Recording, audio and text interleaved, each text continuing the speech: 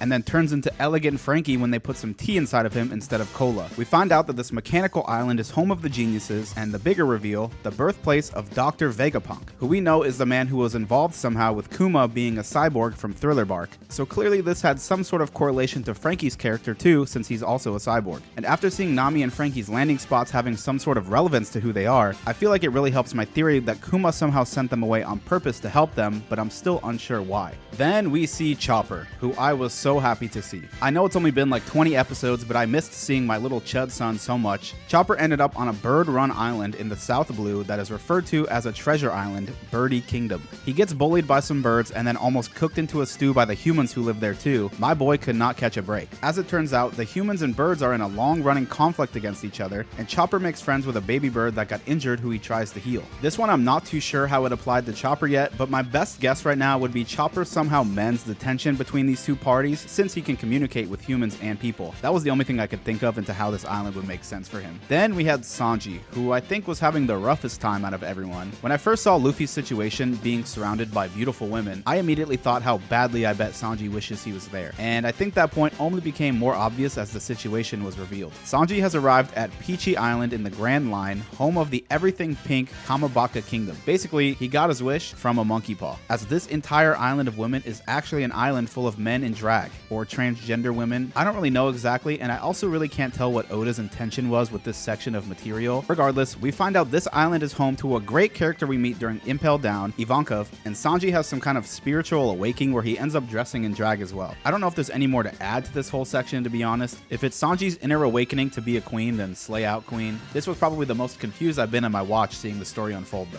Then we get to Robin, who looks like she just got dropped into a Studio Ghibli movie, and I really love the atmosphere of this story a lot. Robin gets dropped into a place called Tequila Wolf, which is in the East Blue. She gets rescued by a girl named Soren, who's been forced to work manual labor on a bridge for most of her life, along with the other people in this town. But then she gets put in jail when she attacks some guards. She gets an Aura Farm moment when someone from the Revolutionary Army, who I assume is under Dragon's command, but maybe I'm mixing that up, rescues her from the jail, and she takes out like 50 guards all by herself, because Robin is actually her. A bit unsure also how Robin's story correlates to her. Perhaps freeing all these workers ties to her past of being oppressed by the government as well. Not 100% sure on this one either. Usopp is next on the list, and we learn he's been sent to an island that looks like a blooming flower called the Bowen Islands, somewhere in the Grand Line. He meets a beetle warrior man named Heracles, who's basically just Usopp 2.0, and maybe is the connection here as he's about to learn what it's like being around someone like himself. He eats a bunch of food on the island, gets fat, and almost gets eaten by the island itself and is stuck with Mr. Beetleman. Then was Brook, who had one of the funnier storylines as he's sent to the land of poverty, Lazy Bones Island, which seems fitting, also called Hungaria, which is somewhere in the Grand Line too. Brook crashes into a secret cult ritual where they're trying to summon Satan to help them with their problems, and with a skeleton man landing at their feet from the sky, it's safe to assume they think their prayers have been answered. He gets an eyeful of panties and learns why the island is called Lazy Bones Island, because everyone there is lazy as hell. A different tribe has been taking advantage of this lazy group for years, stealing their food and even people, so Brook decides to play along with the role of Satan and help out these poor folks. Also another instance of a crew member where I'm not sure the purpose of their island. And lastly, we get to Zoro.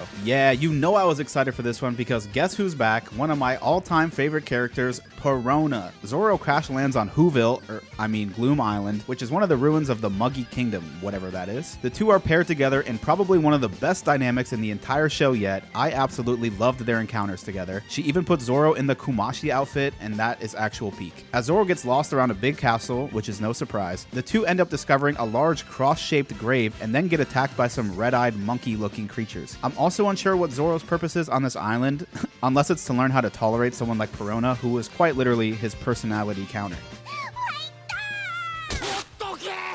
So, with all the Straw Hats separated and on their own journeys, I don't know for sure yet, but most of them feel very intentional. I mean, Nami is learning weather tech, Frankie is at the center for cyborg technology, Brook is being mistaken as the devil. Most of them feel too on the nose to just be at some random place that they ended up at, which means I think my theory about Kuma is somewhat correct, that he did end up sending them somewhere to save them rather than to hurt them. I mean, even Luffy was sent to a place where only he could change the mind of the most ruthless snake princess who hates men. So perhaps the places they were sent can also be beneficial beneficial to the island, not just the Straw Hats. And if this is true, and Kuma actually did send everyone away to somewhere that could help them, that completely changes how I look at everything that happened at Sabaody. Now, that doesn't mean I forgive him, but when he told Rayleigh that what he was doing would put his warlord status in jeopardy, it means he knew it would cause him some problems. As Luffy and Boa head towards Impel Down, we get a few last story plot points before the adventure into the prison begins. Jinbei, the final warlord of the sea that we still haven't met yet, is apparently in this prison as well, and also refuses to participate in the war, even if it means losing his warlord status. We get more confirmation that Whitebeard is on the move, and his main ship is called the Moby Dick. Shout out to the Moby Dick. And lastly, Garp is visiting Ace in Impel Down, which was a pretty intense scene with a lot of emotion. The two talk about Ace being locked up, how Garp always wanted him and Luffy to become Marines to avoid these kind of consequences, and that Garp revealed to Luffy that Dragon is his father. Ace always says he considers Whitebeard to be his real father because he hates having the blood of a world-renowned criminal in him. I'm assuming he hates Dragon for abandoning him and Luffy as kids, and he says he chose to take the surname of his mother, which is why it's Portgas, since he says he owes her so much. What I really liked during this exchange was the moment that the two of them are both smiling, hearing about the things Luffy has done. Even with Ace chained up and waiting to be executed, there's still a small warmth that overcomes both of them talking about all the things Luffy has accomplished. But now, I'm really interested to see how this family dynamic is going to play out, with Ace being made an example by the government, meaning Garp can't butt in, and Luffy's going to have to defy all odds to try and stop this from happening. Furthermore, Ace being the center plot piece here works really well since he's tied to so many different storylines happening. Since post Enies Lobby, it's felt like the world of One Piece has started to become more interconnected as the warlords and admirals are being introduced into the Straw Hat Crew's adventures. But now, it's really putting its foot on the gas with this Ace story. The family dynamic is going to be wild, and I can only imagine the tension that's to come. Not only is Ace Luffy's brother, tying in the Straw Hats, he's also the second in command of the Whitebeard Pirates, involving one of the 4 Emperors of the Sea. He's Dragon's son, which involves the rebellion, and he's the grandson to the Vice Admiral in the Navy, Garp, tying in the government. I don't think there's a single other character with this many connections that could have such an impact in the story as Ace here, which is really cool storytelling in my opinion, and even crazier that we've barely even seen much of him yet still. So, with all of that said, as Boa and secretly Luffy make their way into Impel Down, I had so many questions and concerns running through my mind. How is Luffy going to break into the world's most guarded prison and make it all the way to Ace, let alone get them both out? Will the Straw Hats somehow make it to Impel Down to help? And how bad will a war be if Whitebeard really does start one with the world government? Well, let's find out. Just before we dock at the prison, we get a glimpse of Buggy's ship somewhere nearby, as the crew confirms Buggy is also in prison inside Impel Down and they want to try and rescue him. Alvida, who's taken the lead of the ship, says it's a stupid idea to try, and Buggy's crew ends up giving up. What a crew. The Navy ship docks at Impel Down, and this is where the tension immediately starts building into just how insane this is actually gonna be. The entire prison is surrounded by Navy ships, the prison has multiple underground layers, and they're gonna have to sneak Luffy in somehow without getting caught. It genuinely seemed impossible. At this point, we start to get some understanding of Impel Down's layout too, and I just thought it was so freaking cool. A multi-layered underwater prison holding the world's most notorious criminals, with each descending floor having its own unique theme and holding more dangerous prisoners based on their bounties. The entire concept to me felt very Dante's Inferno inspired, where each floor descends into a deeper and more torturous part of hell, and with how often they refer to this place as hell, I think it's a pretty good comparison to make. Boa agrees to take one more big risk for her lover and sneak Luffy inside the prison under her cloak, but she has to do some mandatory stripped down searching, which is when we meet the Impel Down crew. First, there's Magellan, the poison devil fruit user warden of Impel Down, who spends half of his life in the bathroom. Magellan was an absolute beast of a villain, quite possibly Luffy's toughest opponent in the series so far, considering he essentially kills him during battle later on. I thought Magellan's look was kinda sick too, and the different forms he showcased throughout the arc bumped him up pretty high on my villain list. The only thing I kinda wish Oda hadn't written about him was the silly bathroom bit, because he would have just had so much aura as a villain if it wasn't broken up constantly by the bathroom break gag.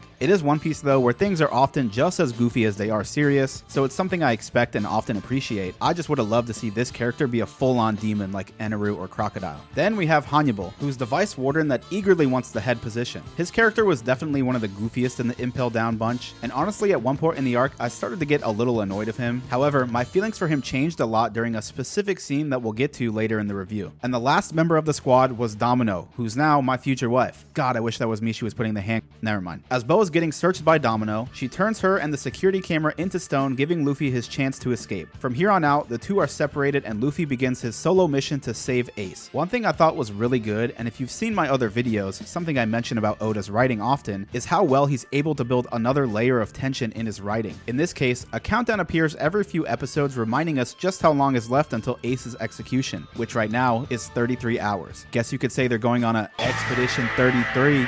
My bad. But like I said, Oda adding intention to his already anxiety-spiking storylines is something I really like, such as the Aqua Laguna approaching on Water 7, or the sun rising during Thriller Bark, giving a constantly ticking clock in the back of your mind when watching. With all of this stated, it brings us to floor number 1, the Crimson Hell. This floor has an entire forest-looking landscape made of sharp crimson crystals everywhere that stab prisoners as they move through it, staining them with their own blood, hence the crimson part. As Luffy is running through floor 1 and talking to some of the prisoners in their cells, a certain someone is seen running his way being chased by guards. And that someone just so happens to be the future king of the pirates, Buggy the Clown. We got a Buggy reunion in this arc, and I was so happy when he was introduced. He was one of my favorite character designs in the entire show, and we hadn't even got to see him since like Loguetown, besides that one short glimpse of Ace on his ship. The moment they run into each other, the dynamic was already so peak. Buggy is straight up flabbergasted to see Luffy, and Luffy doesn't even care that much. Buggy's so much funnier than I remember too.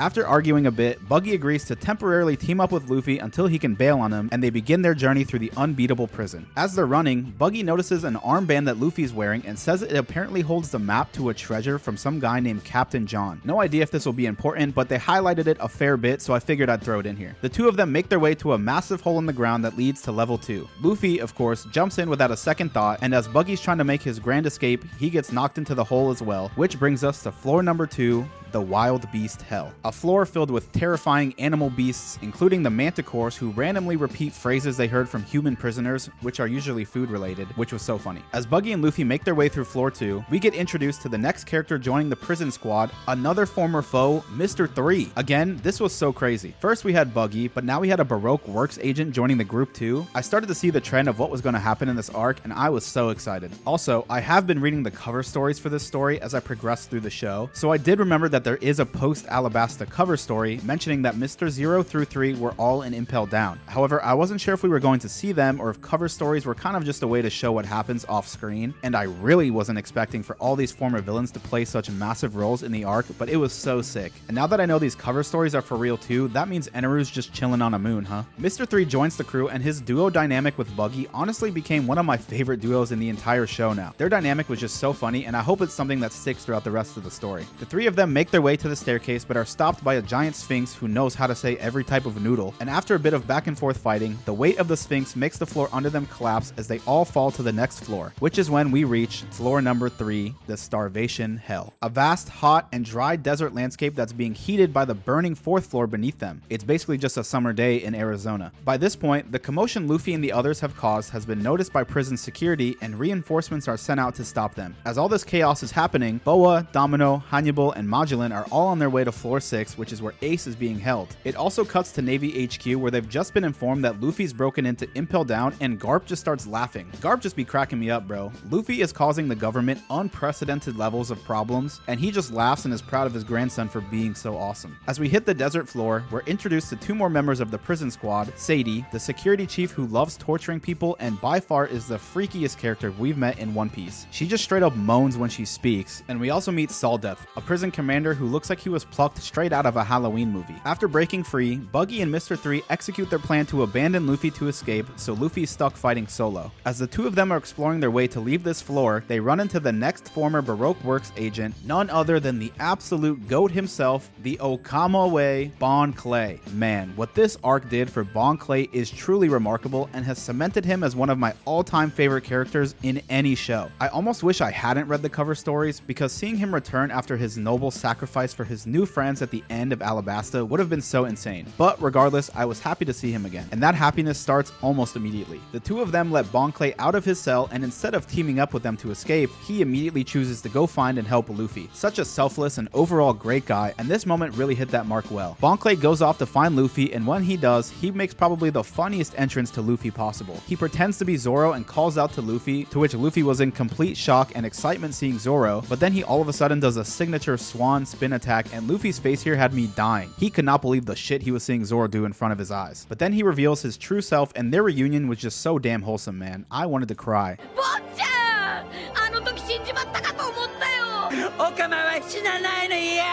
It showed flashbacks to Alabasta when they were on their ship dancing with Chopper and Usopp, and his sacrifice at the end of the arc. I say this in my reviews constantly, but only because it's so true. I really feel so nostalgic for early parts of this show, and I only started watching 5 months ago. Just the sheer amount of things that have happened to this crew since arcs like Alabasta is insane. And I also say this a lot, but it's only because I think about it all the time. I can only begin to imagine how moments like this were feeling for people who waited week by week for chapters or episodes to release. It's gotta be just so surreal at times. I'm both envious for that feeling you must get watching a lot of this show like that, but I'm also so thankful I can just hit the next episode to see what happens. The two give a great big hug after Luffy thought Bonchan was dead, and they pair up to go rescue Ace. Bon Clay also mentions he wants to meet someone specific that's on one of the bottom floors as well. At the same time, Boa and the prison staff have made it to the 6th floor so Boa can speak to Ace, which is what she told the staff she was there for, but in reality was just something she made up so Luffy could get in. She does, however, let him know that she's not too happy to be fighting a war because of him, but the most important thing here is that she took the opportunity to tell Ace that Luffy has broken into Impel Down to rescue him. Ace is shocked and frustrated hearing this news as he struggles deciding if he should trust this news source or not, but he knows this is totally something Luffy would do. We also learn that locked up with Ace in the cell is the final warlord of the sea that we hadn't seen yet, Jinbei. He's a big blue whale shark fishman and called the first son of the sea, which I'm very curious to know why. Throughout this arc, we start to get a small glimpse into how Jinbei is, and off first impressions, he seems like a very level-headed, strong guy with a good heart, but I'll bring those moments up later. We find out he's locked up because he refuses to fight Whitebeard, as apparently Whitebeard has protected many people and places, including Fishman Island, from harm over the years. The last big thing that happens here is we get a sneak peek of Magellan's power when he shuts up some annoying inmates by turning into a frickin' purple dragon monster made of poison and just kills one of the prisoners. So he's strong as hell. Luffy and Bonchan run into Buggy and Mr. 3, whose escape plan has clearly not worked out too well, and the four of them fight this evil minotaur cow thing, which ends up breaking the floor beneath them and sending them to floor number 4,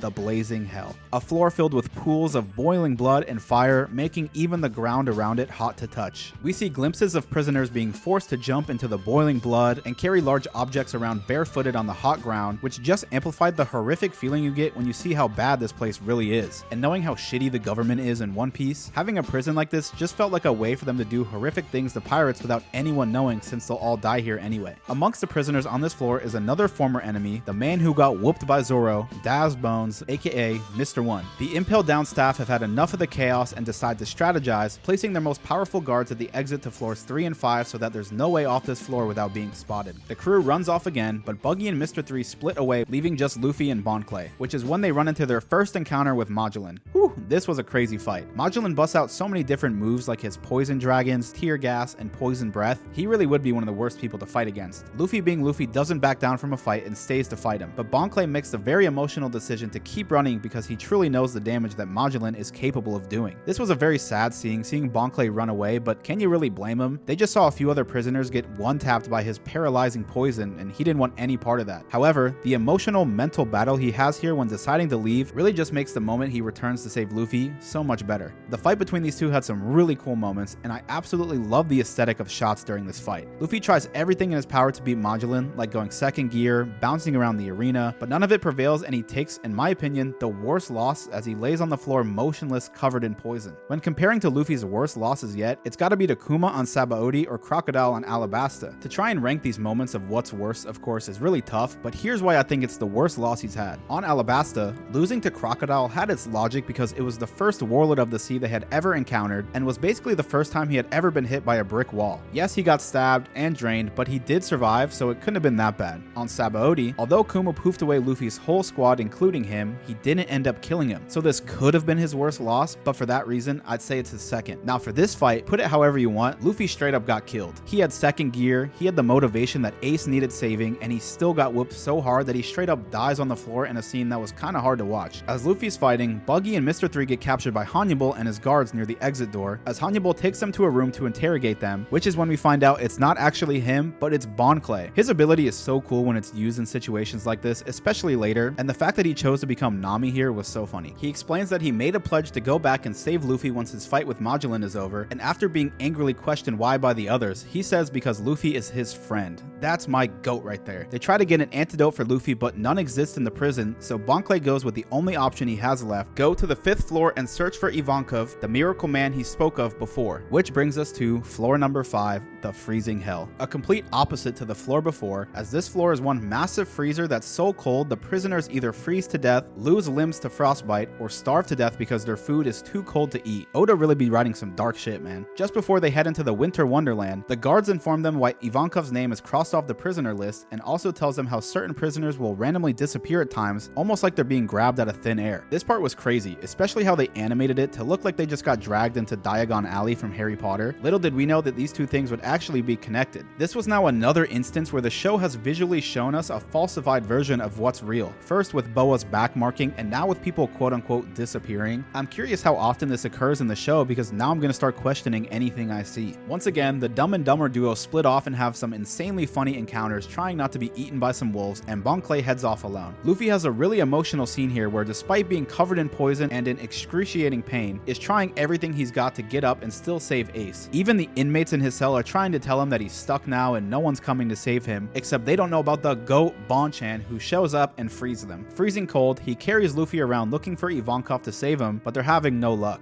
A group of rabid wolves on the floor surround them, and Bon Clay fights them off with everything he's got, even getting bit multiple times. And then, another amazing scene, Luffy gets up and uses his hockey power, move, or whatever, and makes all the wolves faint around him. So now my earlier theory about if you aren't confident in yourself or abilities, it can make you pass out, is a little messy since these are, animals. But perhaps the Conqueror's hockey thing, being a natural born leader, can also apply to being dominant over animals or something. Again, there's just so much to this hockey thing, and I can't put my finger on exactly what it is just yet. After the two of them fight, they both pass out in the snow, which brings us to the next area, floor 5.5, New Kama Land. A hidden area between floors 5 and 6 filled with a bunch of Okama and prisoners who have been moved to this safe haven. I googled what Okama means and also what it refers to in the story, and my best understanding is that it's a line somewhere in the cross-dressing transgender realm. If I'm wrong, you can let me know, but that kind of seemed like the gist. Bon Clay awakens to the prisoners having a party, drinking booze, and telling them that they've been watching his entire journey from the security cameras. Everyone in this hideout seemed like a blast to hang out with. Then we meet two of the main characters here. Firstly, Inazuma, a devil fruit eater who can cut basically any surface and is the one who saved Luffy and Bonchan in the snow. And secondly, we finally meet the leader of the Okama, the miracle worker, Emperor Ivankov. Hee-haw! Ivankov was another character I came around to loving by the end of Impel Down, especially later on with how he treats Luffy during their escape. Ivankov puts on a very Rocky Horror Picture Show-esque performance and shows Bon Clay their power, the ability to manipulate the body's hormones. When I was watching this whole sequence play out, I'm not gonna lie, I was so confused as to what was happening. Within like 3 episodes, they went from a fiery hell to a winter tundra to waking up in an episode of Queer Eye. The velocity at which this arc started moving was crazy. We get to the main plot of this area when it's revealed Ivankov worked one of his miracles on Luffy, essentially boosting his body's spirit and hormones to fight the poison, even though it would be extremely painful for him. They even say his chance of surviving was like 2%. However, it comes with a catch. 10 years of Luffy's life would be taken off if he pulls through, which is insane. God, I already know that's going to become a major plot point down the road, and I'm scared. It's revealed Luffy, who was on the brink of death, begged Inazuma to take care of Bon Clay because he's his friend, which was just another great Luffy moment. Even on the brink of death, he's only worried about the people around him being okay, and is why Ivankov took them in. Bon Clay learns there's actually a secret level 6 in the prison where they keep the most heinous criminals, and is where Ace is currently being held. He also learns that there's about 8 hours left before Ace is taken away to Navy HQ for his execution, but that Luffy's recovery, if he even survives, would be 3 days minimum. This is really where the tension started to get insane because all of the hurdles were starting to pile up and feel so helpless. With all of that known, Bon Clay has one of the greatest moments in the entire show so far, this scene. Man, when I tell you I couldn't think any more highly of Bon Clay when watching the scene, I'd be wrong.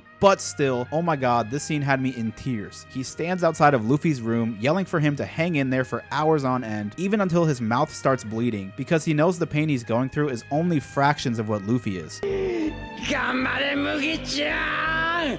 Mugi-chan! Ikiro!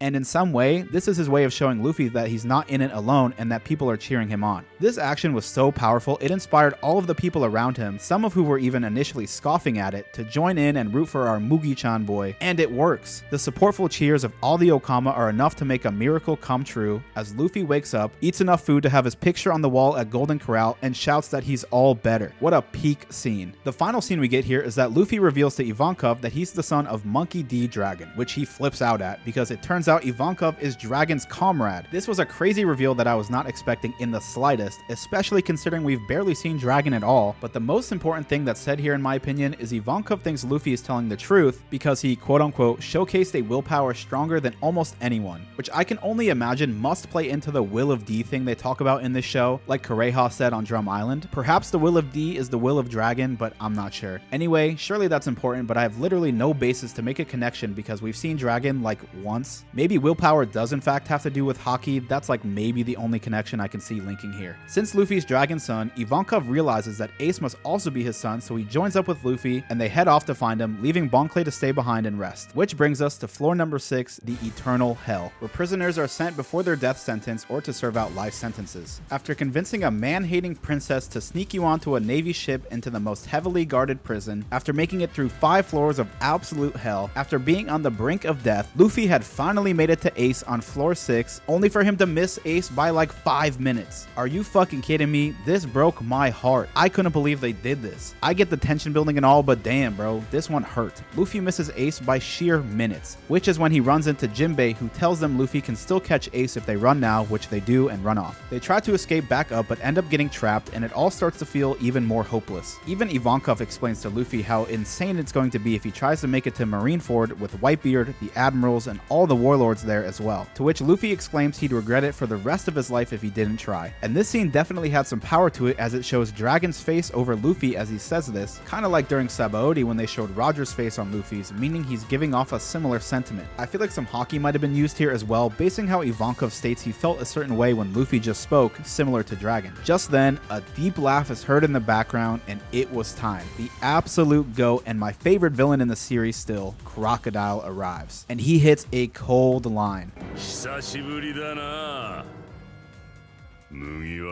God, he's so cool. I was so excited that we actually got to see Crocodile again, let alone have him join the crew was incredible. When I started the show, I was watching dubbed up until Skypiea, so I never got to really hear subbed Crocodile besides a clip or two, and my god, it sounds so good. Luffy, after a bit of convincing remembering what Crocodile did to him in the past, and also all of the harm he caused Vivi and her kingdom, agrees to have him join the crew and help escape along with Jinbei, and the new Suicide Squad had just been formed. Ivankov gathers all the Okamas as well, as the entire troop was ready to help Luffy bust out of Impel Down in order to save Ace. And I was so invested at this point. As they make their way up each flight of stairs, we get some cool fighting scenes. One specifically that I absolutely loved was when Luffy, Crocodile, and Jinbei team up to fight some guards together. This scene was so badass. The fact we had our main character, a main villain from a massive previous arc, and now the last revealed Warlord of the Sea working together was just such a sick concept. Dare I say it, not to sound like a Redditor, I was getting goosebumps, guys. We also get to see some of Jinbei's powers here as he uses some fishman karate, which seems powerful as hell. I also noticed around this scene that Jinbei had the marking of the Sun Pirates on his chest, meaning he was or is part of that crew or was a former slave. So I'm interested to see if we learn more about that story at some point. They keep moving forward and pick up Mr. One on the way, which they also mention, and I didn't pick up at the time, that Luffy has actually never met Mr. One because Zoro whooped his ass so damn bad they didn't even get a chance to meet.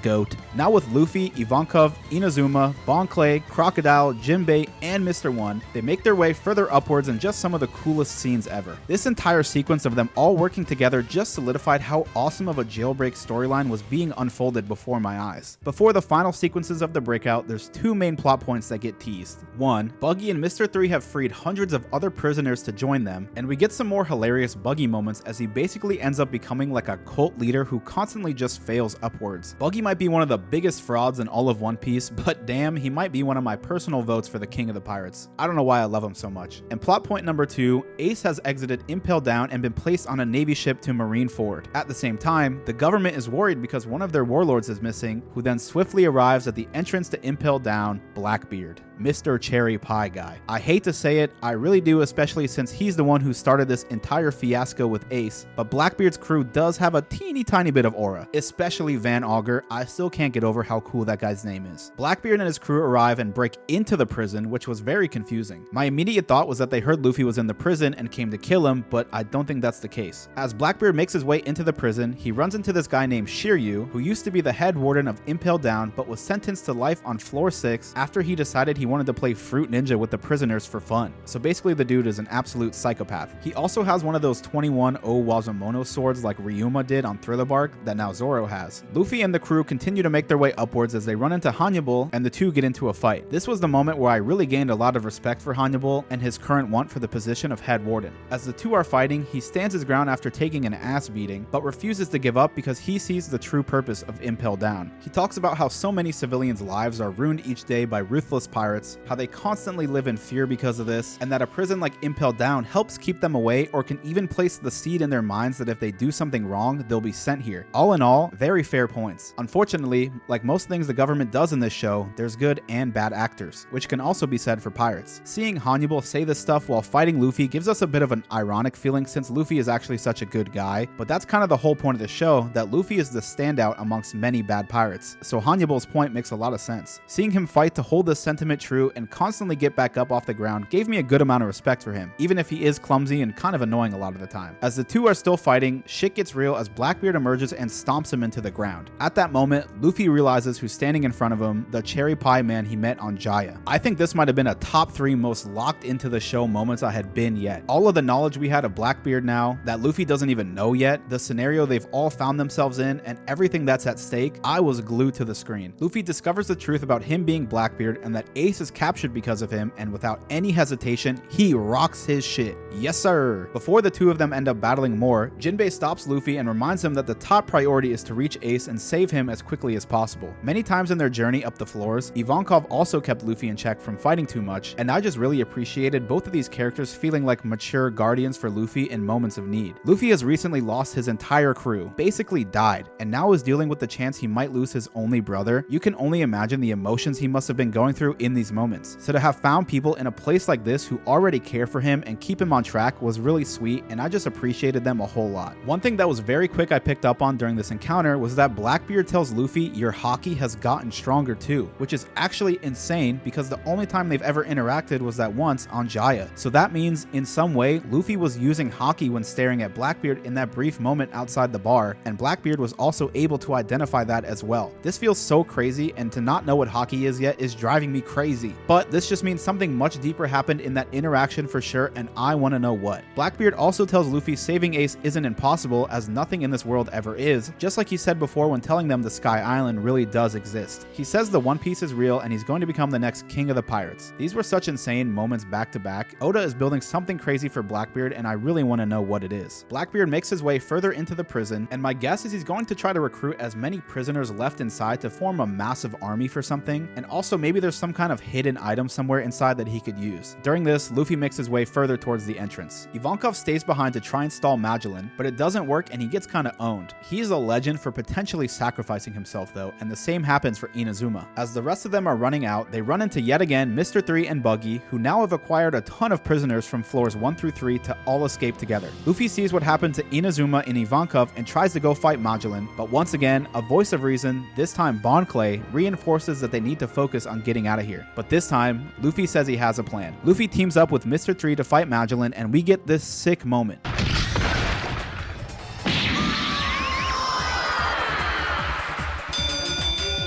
This was so cool. We got Candle Armor Luffy. The animation here was sweet, and it reminded me when Frankie and the team did the big Super Emperor move during Thriller Bark. Luffy uses Mr. 3's help to stall Magellan as everyone else goes to find a ship, and Magellan once again pulls out a new insane move where he turns into just a massively horrifying creature of poison slime. But I'm not gonna lie, it was pretty cool looking. They stall long enough for everyone to get outside and take one of the Navy ships surrounding the prison, except they've all left already. All of the ships are already far into the distance sailing away, which was yet another crazy twist. Even worse, the prison is located in the calm belt, so they can't even jump into the water to swim away. This One Piece government is truly on some next level devious shit. And to make the tension even worse, we were only 4 hours out from Ace's execution. That's when only one person can save the day, the absolute legend, the Fishman himself, Jinbei comes in. This scene was so sick. He rips the door off the prison wall and uses it as a platform to sail, bringing along Crocodile, Mr. 1, and Buggy. Crocodile's aura here is unmatched. They sail towards one of the ships. Jinbei performs a badass move where he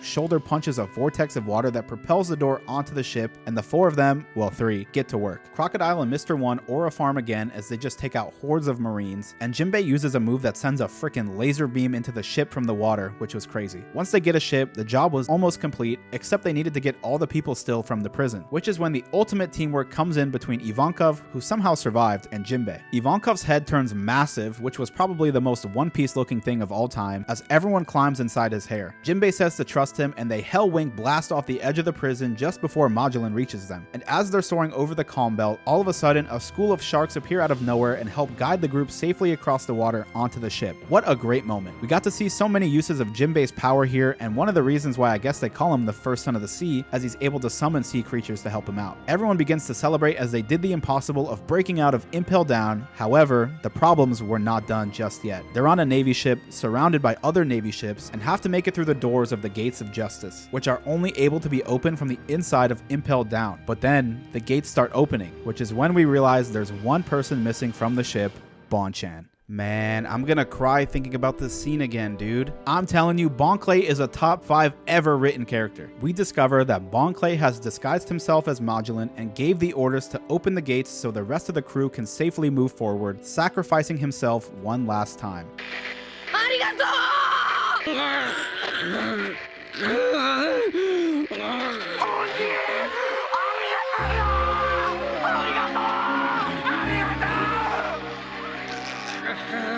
What an absolute legend in every sense of the word. The way they didn't tell you who it was, but the moment it cuts to Magilin inside the control room after just seeing him standing on the deck, and your mind instantly realizes what's going on. I get what you guys mean by saying watching the show for the first time is something special, because that moment clicking in my head is a feeling I will never forget. This show is just so special. We get to see Bon Clay's ability used one last time in the best way possible. We get a great bittersweet hero moment when we realize he's the one left standing inside the prison. We get a face full of tears when they give us one last recall to all his great moments from before. He calls to the ship they're on and gives one last goodbye as everyone just starts breaking down in tears, me included, to let Luffy know he has to save Ace no matter what. Luffy is angry and distraught as he would have never wanted Bon Clay to do this, but just like he did in Alabasta, he sacrificed himself for his friend who he loved so much. I loved Luffy and Bon Clay's dynamic so much. The fact they would both sacrifice their lives if it meant saving the other, even after being separated for so long, means so much. And knowing Bon Clay struggled to support Luffy earlier against Magilin, but regained his bravery in the end is truly beautiful.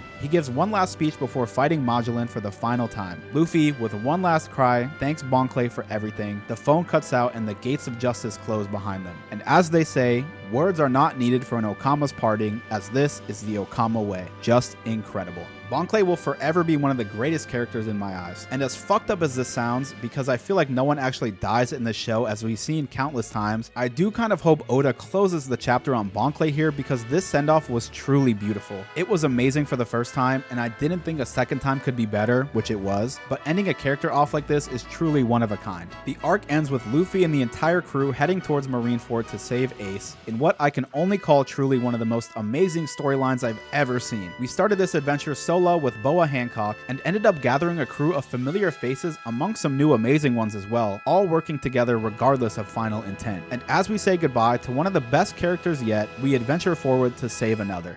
I cannot describe how excited and also incredibly nervous I am to see how Marineford plays out. Since I started watching back in November, the two arcs everyone has told me to brace for were Annie's Lobby and Marineford. And if this was me during Annie's Lobby 3 times, God only knows what Marineford has in store for me, but I'm ready. Thank you all so much for watching. Don't forget to like and subscribe if you enjoyed the video, as it helps it out a ton. I really do hope you enjoyed my takes on everything throughout these 2 relatively quick arcs that just had so many crazy events packed into them. So far, the journey from Sabaody to Impel Down has been insane, and I'm really glad to have you all experiencing it with me. If you didn't know, I do live tweet my experience watching the show, just giving my thoughts on things that are happening as I go through each episode. If you want to see that, my profile is on the screen right here, or it's linked in my bio. By the time this video is out, I'll probably be a good chunk of the way through Marineford, and if you want to see those tweets, you can see them here. But at the time of writing this, I'm just about to start episode 1. Once again, thank you all for watching, and the next time I see you will be after whatever happens at Navy HQ. See ya!